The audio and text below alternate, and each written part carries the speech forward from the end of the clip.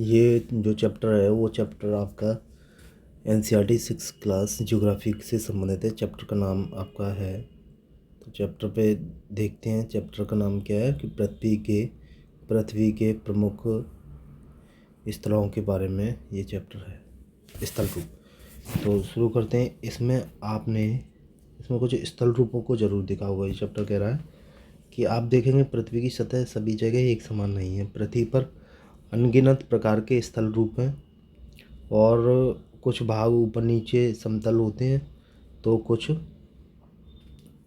स्थल रूप दो प्रकार के परिणाम स्वरूप बनते हैं।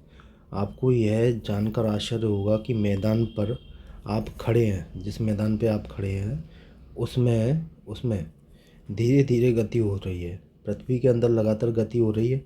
प्रथम यह आंतरिक प्रक्रिया के कारण बहुत से स्थानों पर पृथ्वी की सतह कहीं ऊपर उठ जाती है तो कहीं धंस जाती है। तो ये पृथ्वी के प्रमुख स्थल रूपों के बारे में ये बात करता है ये चैप्टर। और क्या बात करता है? और बात करता है कि ये साइड में क्या लिखा हुआ है, पहाड़ी व स्थलीय भाग है जो कि आसपास की भूमि से ऊंची उठी होती है। 600 मीटर से अधिक ऊंचाई एवं खड़ी ढाल वाली पहाड़ी को पर्वत कहते हैं। 8000 मीटर वाली से ऊंचाई वाली को 8000 मीटर से ऊंचे कुछ पर्वतों के नाम बताओ, ये पूछ रहा है। तो 6000 से मीटर से अधिक ऊंचाई खड़ी ढाल वाली पहाड़ी को पर्वत कहते हैं, ये बात है। और भी इस चैप्टर में अच्छी सी बात ये है कि पर्वत श्रृंखलाओं के बारे में ये शुरू से स्टार्टिंग से पढ़ने के लिए ज्योग्राफी बहुत अच्छी तरह से समझ में आता है। ज्योग्राफी को आप तैयारी कर रहे हैं तो पर्वत ये इसने पिक्चर के माध्यम से ये पठार है, ये सहायक नदियाँ हैं। ये सहायक नदियाँ क्या होती हैं, ये मैदान है, ये सहायक नदियाँ हैं। तो इस तरीके से इन्होंने ये बताने की कोशिश करी है। नदियाँ ये है, सहायक नदियाँ ये है, ठीक है। और भी चीज़ें हैं जो समुद्र ये है, प्रायद्वीप ये है, जल संधि ये है, तट ये है। तो और भी चीज़ें देखते हैं इसमें। दूसरी या भाप प्रक्रिया स्थल के लगातार बनने और टूटने की प्रक्रिया है। पृथ्वी की सतह के टूटकर घिस जाने को अपरदन कहते हैं। ये बता रहे हैं कि पृथ्वी की सतह के टूटकर घिस जाने को अपरदन कहते हैं। अपरदन की क्रिया के परिणाम स्वरूप, जो अपरदन होता है उसकी क्रिया के परिणाम स्वरूप क्या होता है कि सतह नीचे हो जाती है तथा निक्षेपण की प्रक्रिया फिर से इन्हें निर्माण होता है, ठीक है। तो ये बात ये कह रहे हैं, कहते हुए ये जल और इस तरीके से जल और बर्फ़ के द्वारा विभिन्न स्थल रूपों को उनकी ऊंचाई के अनुसार वर्गीकृत करते हैं।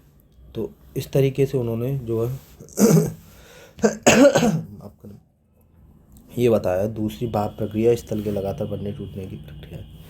पर्वत की बात कर रहे हैं।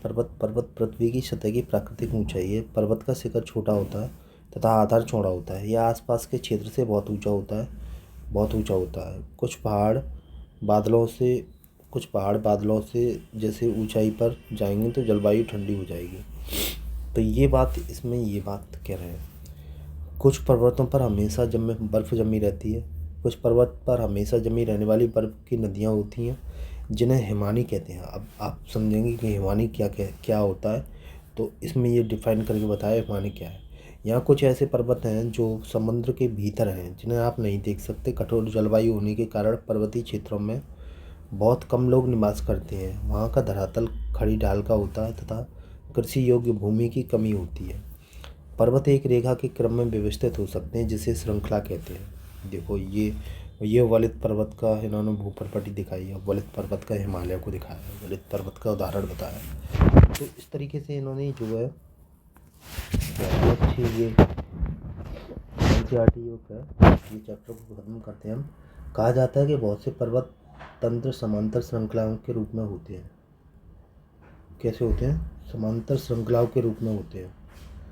समांतर श्रृंखलाओं के रूप में पर्वत होते हैं जो सैकड़ों मीलों में फैले होते हैं। आल्प्स हो गया, एंडीज हो गया, एशिया यूरोप हो गया, इस तरीके से ये पर्वत होते हैं, ठीक है। तो आगे भी है पर्वतों की ऊंचाई के आकार में वृद्धि।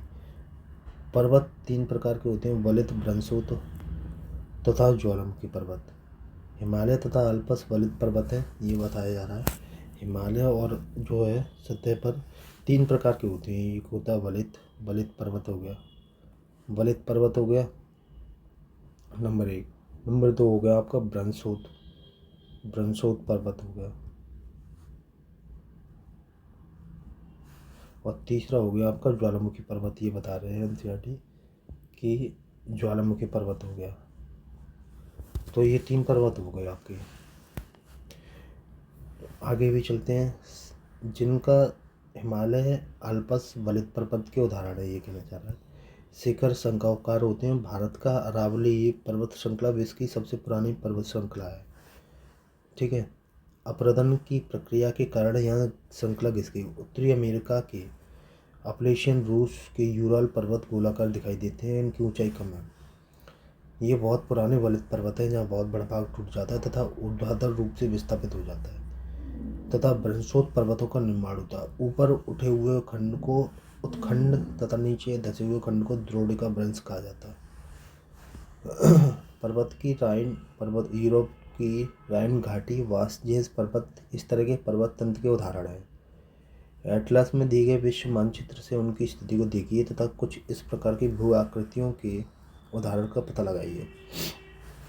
ज्वालामुखी पर्वत क्रियाओं के कारण बनते हैं। अफ्रीका का माउंट किलिमंजारो तथा जापान का फ्यूजियामा इस तरह के पर्वत के उदाहरण हैं।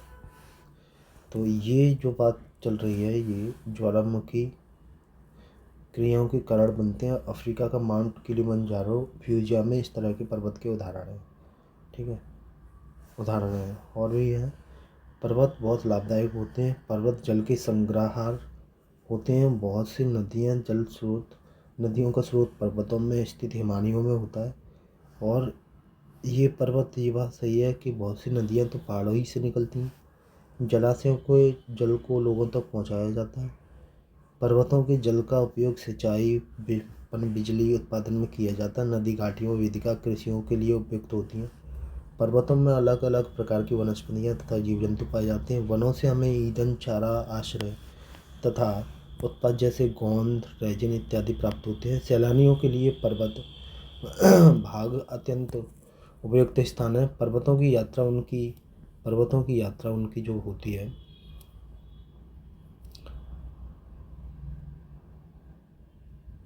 पर्वतों की यात्रा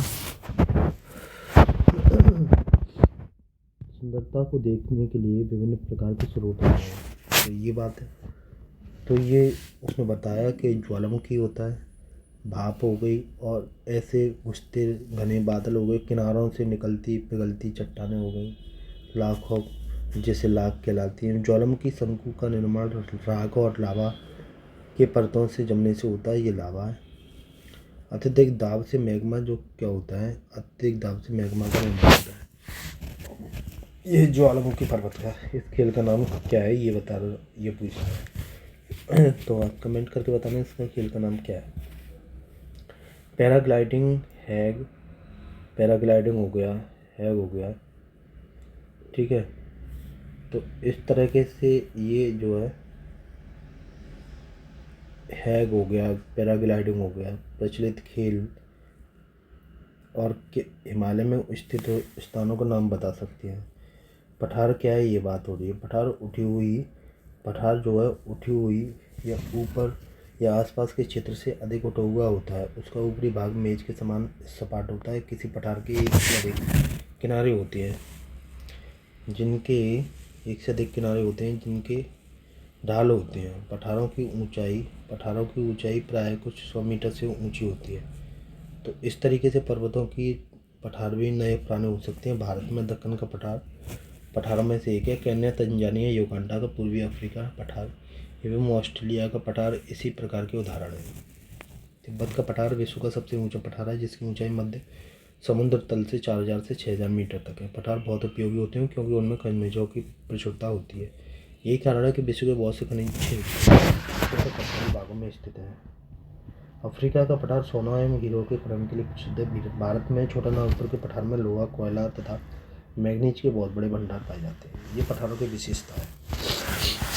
तो और क्या है, पठारी क्षेत्रों में बहुत से जलप्रपात हो सकते हैं, क्योंकि यहाँ नदियाँ नहीं पाई जाती। भारत में छोटा नागपुर पठार स्वर्णरेखा स्थित नदी पर कर्नाटक में जलप्रपात इस प्रकार उदाहरण है। लावा जो होता है पठारों में मिट्टी में तो उपजाऊ होती है एवं खेती के लिए अच्छी होती है। पठारों में जो पर्यटक को आकर्षित करती है। मैदान समतल भूमि के बहुत बड़े भाग होते हैं। सामान्यतः समुद्री क्षेत्र से 100 मीटर होते हैं, ऊंचे नहीं होते हैं। कुछ मैदान काफ़ी समतल होते हैं, कुछ उर्मिल तथा तरंगित होते हैं। अधिकांश मैदान नदियों तथा उनकी सहायक नदियों के द्वारा बने होते हैं। नदियाँ पर्वतों के ढालों पर नीचे की ओर बहती हैं तथा उन्हें अपरदित कर देती हैं। ये अपरदित होती हैं, साथ ही अपनी ओर ले जाती हैं। अपने साथ ढोए जाने वाले पदार्थ जैसे पत्थर, बालू, सिल्ट को ये नदियाँ इन्हीं निक्षेपों में करती हैं। तो ये महत्वपूर्ण बात है इसकी। सामान्यतः बहुत अधिक उपजाऊ पर होते हैं। यहाँ परिवहन के साधनों का निर्माण करना आसान होता है, इसलिए ये मैदान विश्व के सबसे अधिक जनसंख्या वाले भाग होते हैं। नदियों के द्वारा बनाए गए कुछ बड़े भाग मैदान एशिया तथा उत्तरी अमेरिका में पाए जाते हैं। भारत में गंगा, ब्रह्मपुत्र के मैदान, चीन में यांगत्से नदी का मैदान इसके उदाहरण है। तो ये मैदानों की विशेषता है। फिर देखते हैं, यहीं तक रखते हैं। ठीक है, आगे वीडियो में फिर बात करेंगे। तब तक नमस्कार, धन्यवाद।